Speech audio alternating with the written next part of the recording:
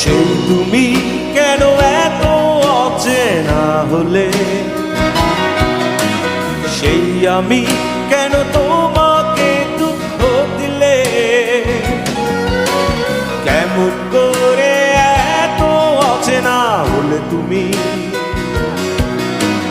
কিভাবে এত বদলে গেছি এই আমি।